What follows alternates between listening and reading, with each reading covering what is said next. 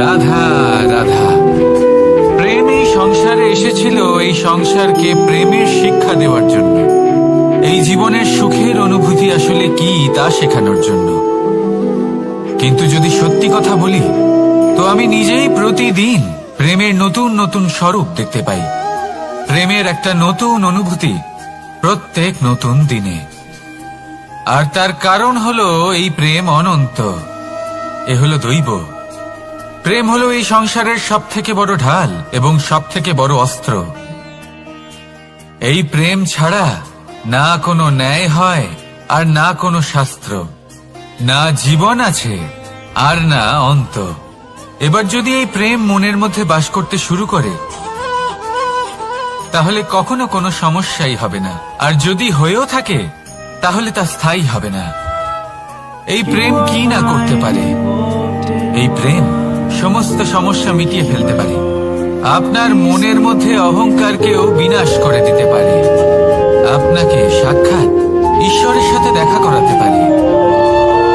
তাই প্রেমের দ্বারা প্রয়াস করতে থাকুন। এই সংসারের প্রত্যেক মানুষকে, প্রত্যেক বস্তুকে, প্রত্যেক জীব জন্তুকে ভালোবাসবেন। আর এই প্রেমের দ্বারাই বলুন রাধা রাধা। প্রশান্তি জড়িত নিদ্রা মানুষের জীবনের একটা অত্যন্ত গুরুত্বপূর্ণ সুখ এবং প্রয়োজনীয়তাও। দেখতে গেলে এই সংসারের প্রত্যেক পশু পাখি, প্রত্যেক জীব অবশ্যই নিদ্রা প্রাপ্ত করেন, কিন্তু মানুষ, যার মধ্যে বিচার বিবেচনা করার শক্তি অন্যদের থেকে অনেক বেশি, তার কিন্তু ঘুমের কিছু সমস্যা অবশ্যই হয়।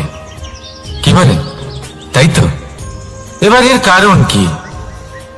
চিন্তা। এবার চিন্তা আমাদের সবার জীবনে আছে। আমরা সকলে জানি যে চিন্তা কখনো আমাদের সাহায্য করে না, তাও আমাদের জীবনে আছে। কেন? চিন্তার মাধ্যমে কি কখনো কোনো সমস্যার সমাধান হয়েছে?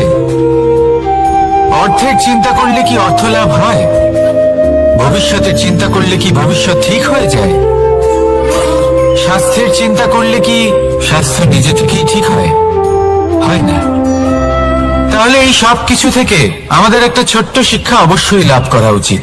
আপনিও আপনার কাঁধ থেকে চিন্তার এই বোঝা নামিয়ে ফেলুন।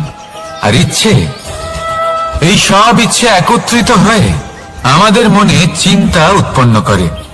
তাই এই চিন্তাগুলিকে ত্যাগ করুন। প্রকৃতির প্রেমের উপর বিশ্বাস রাখুন। মনে রাখবেন, যিনি চিন্তা মুক্ত হবেন তিনি চিতা মুক্ত হবেন। সুখের নিদ্রা প্রাপ্ত করুন, আর নিদ্রায় যাবার আগে আমার সাথে ভালোবেসে বলুন রাধা রাধা।